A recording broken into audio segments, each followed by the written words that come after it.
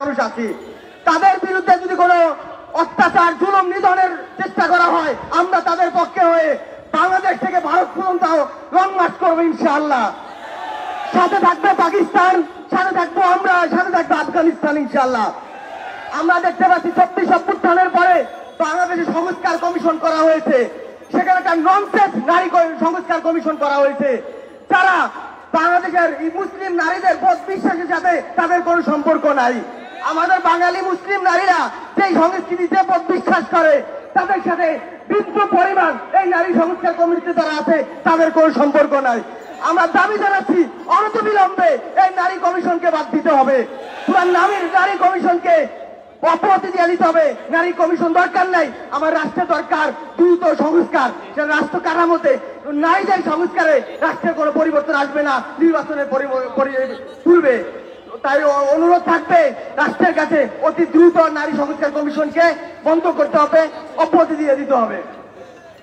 সংগ্রামী সহযোদ্ধা বন্ধুগণ, বিক্ষোভ মিছিল পূর্ব সমাবেশের এ পর্যায়ে বক্তব্য নিয়ে আসছেন ইসলামী ছাত্র আন্দোলন বাংলাদেশ ঢাকা বিশ্ববিদ্যালয় শাখার সংগ্রামী সভাপতি ছাত্রনেতা মোহাম্মদ আবু বকর সিদ্দিক। বক্তব্য রাখবেন ঢাকা বিশ্ববিদ্যালয় শাখা সংগ্রামী সভাপতি ছাত্রনেতা মোহাম্মদ আবু বকর সিদ্দিক। আসসালামু আলাইকুম ওয়া রাহমাতুল্লাহি ওয়া বারাকাতুহু। ভারতের ওয়াকফ বোর্ড কর্তৃক সংস্কার আইন এবং বাংলাদেশে আমরা দেখেছি যে নারী সংস্কার নামে যে প্রস্তাবনা, এর প্রতিবাদে আজকের আমাদের গণ মিছিল পূর্বক সমাবেশের সংগ্রামী সভাপতি এবং আমার সামনে উপবিষ্ট বাংলাদেশের ঢাকা মহানগরের বিভিন্ন স্তর থেকে আগত দায়িত্বশীল বৃন্দ, সকলকে জানাই ইসলামী ছাত্র আন্দোলন বাংলাদেশ ঢাকা বিশ্ববিদ্যালয়ের পক্ষ থেকে আন্তরিক শুভেচ্ছা ও মোবারকবাদ। সংগ্রামী উপস্থিতি, আমরা দেখেছি যে বিশ্বের মধ্যে গাজার যে পরিস্থিতি আমরা দেখেছি, সেখানে ইসরায়েলি যে হায়নারা সেখানে আমাদের মুসলমান ভাইদেরকে কিভাবে নির্বিচার হত্যা করছে। সেখানে আমরা দেখেছি নেতানিয়াহু তার ক্ষমতা টিকিয়ে রাখার জন্য সেই গাজাকে তার ক্ষমতার সেই শক্তি হিসাবে আজকে গাজাকে তারা নিপীড়ন চালাচ্ছে। এট দ্য সেম টাইম আমরা দেখেছি ইন্ডিয়াতে নরেন্দ্র মোদী তার উগ্র হিন্দুত্ববাদীকে ধরে রেখে আজকে সে মুসলমান নিধন কর্মকাণ্ড চালাচ্ছে। আমরা দেখেছি বিশ্বের যেখানে যারাই স্বৈরাচার এবং যারাই তাদের ক্ষমতাকে টিকে রাখার জন্য আমরা দেখেছি তারা মুসলমানদেরকে নিধন করেছে। আমরা দেখেছি তারা আমাদের ইন্ডিয়াতে যে ওয়াকফ বোর্ড সেখানে সংস্কারের নামে সেখানে হিন্দুদেরকে ইনক্লুড করে, সেখানে মুসলমানদের যে ধর্মীয় যে রীতিনীতি সেখানে তারা পরিবর্তন আনার চেষ্টা করছে। সংগ্রামী উপস্থিতি, আমরা বাংলাদেশের দিকে যদি তাকাই, আমরা বাংলাদেশের সেম দেখি যে আমাদের এই দেশে যারাই স্বৈরাচারী ছিল তারা দেখেছি তাদের ক্ষমতাকে টিকে রাখার জন্য এই দেশের নিরীহ আমাদের আলেম ওলামা মুসলমানদেরকে তারা অত্যাচার করেছে, নির্যাতন করেছেন। তারা আমরা দেখেছি জুলাই যে বিপ্লবে তারা কিভাবে আমাদের মুসলমানদের রক্ত তারা জড়িয়েছেন।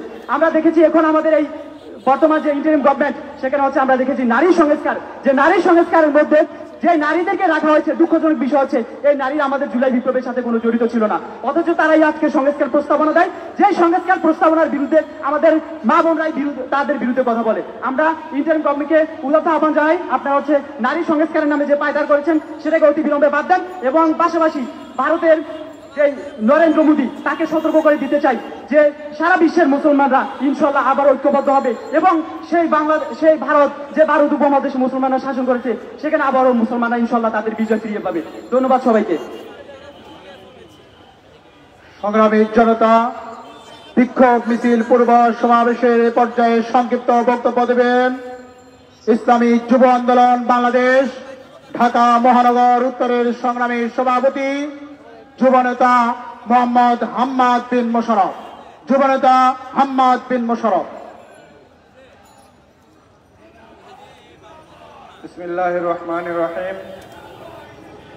ইসলামী আন্দোলন বাংলাদেশ ঢাকা মহানগর কর্তৃক আয়োজিত আজকের এই গণ মিছিলের সংগ্রামী সভাপতি, উপস্থিত সংগ্রামী জনতা, আপনারা জানেন বিগত 5ই আগস্ট স্বৈরাচার সরকারের পতনের পরে বাংলাদেশে কিছু সংস্কার কমিশন গঠিত হয়েছে।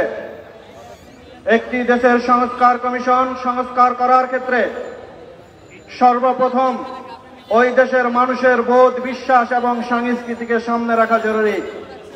কিন্তু আমরা দেখতে পেয়েছি নারী সংস্কার কমিশন নামে একটি কমিশন যেই সুপারিশ জমা দিয়েছে তা এদেশের মানুষের বোধ, বিশ্বাস এবং সংস্কার বিরোধী। প্রিয় ভাইয়ের আমার, আমরা জানি না এই সংস্কার কমিশন কি নীতিমালা সামনে রেখে এই সুপারিশ জমা দিয়েছে।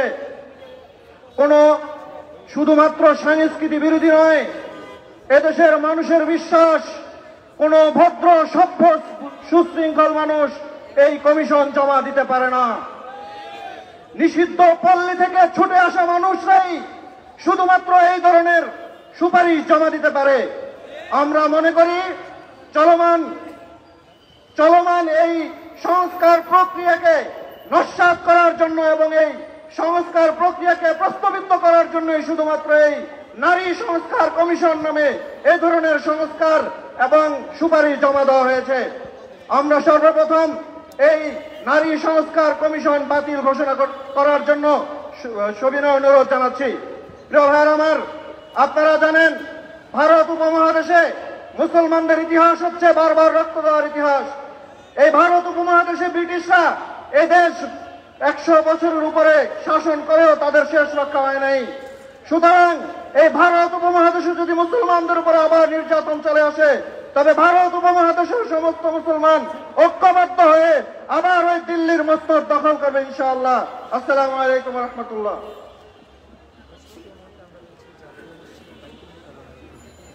সংগ্রামী বন্ধুগণ, এ পর্যায়ে বক্তব্য রাখবেন ইসলামী শ্রমিক আন্দোলন বাংলাদেশ ঢাকা মহানগর দক্ষিণের সংগ্রামী সভাপতি শ্রমিক নেতা শাহাদাত হোসেন প্রধানিয়া। আসসালামু আলাইকুম ওয়া রাহমাতুল্লাহি ওয়া বারাকাতুহু। ইসলামী আন্দোলন বাংলাদেশ ঢাকা মহানগর কর্তৃক আয়োজিত আজকের এই ভারতের অর্থ আইন প্রতিবাদে উপস্থিত আছেন ইসলামী আন্দোলন বাংলাদেশ ঢাকা মহানগর দক্ষিণের এবং উত্তরের সংগ্রামী সভাপতিগণ, প্রধান অতিথি উপস্থিত থাকবেন। আপনারা নিশ্চয়ই জানেন যে ভারতে যে আইন হয়েছে, এই আইন একমাত্র মুসলমানকে নিধন করার জন্য, ঠিক কিনা? আমরা এই আইন কখনোই বাস্তবায়ন হতে দিব না। শুধু তাই নয়, আপনারা দেখেছেন গত 1 মাসের ভিতরে মুসলমানদেরকে যেভাবে হত্যা করেছে, নির্যাতন করেছে, বহির্বিশ্বে এর থেকে নিন্দনীয় আর কিছু হতে পারে না। তাই আমরা ভারতকে সাবধান করে দিতে চাই, আপনারা এই দাঙ্গা উস্কানি দিবেন না। মুসলমান বাংলাদেশের হিন্দুদেরকে জামাই আদর করে রাখে, ঠিক কিনা? আর ভারতের মুসলমানদেরকে এমন ভাবে নির্যাতন করা হয় যে তাদেরকে রমজান মাসে তারাবি পড়ার কারণে তাদেরকে মারধর করে মসজিদ থেকে বের করে দেওয়া হয়েছে। তাই মোদী সরকারকে বলবো, এখনো সময় আছে। মুসলমানকে আর যদি একটা আঘাত করা হয়, বাংলাদেশে আমাদের আমিরের নেতৃত্বে নির্দেশ যদি আছে, আমরা ভারতে লং মার্চ করতে বাধ্য হব। তাই আগামী ফিলিস্তিনের মুসলমানের পক্ষে সকল ইসলামী রাষ্ট্রগুলোকে আহ্বান করব যে ফিলিস্তিনের পক্ষে থেকে ধ্বংসপ্রাপ্ত ইসরায়েলকে শেষ করার জন্য। এই ইহুদিবাদী ইসরায়েল আজকে গোটা বিশ্বের মুসলমানদেরকে নিঃসন্দ করার জন্য, চেষ্টা করে চলার জন্য পরিকল্পনা করছে। তাই ট্রাম্পের সহ এবং নেতানিয়াহু সহ আন্তর্জাতিক আদালতে তাদের বিচার করতে হবে। সংগ্রামী নগরবাসী ভাই ও বন্ধুগণ, বিক্ষোভ মিছিল পূর্ব সমাবেশে এখন বক্তব্য দিবেন ইসলামী আন্দোলন বাংলাদেশের কেন্দ্রীয় মজলিসে শুরা সদস্য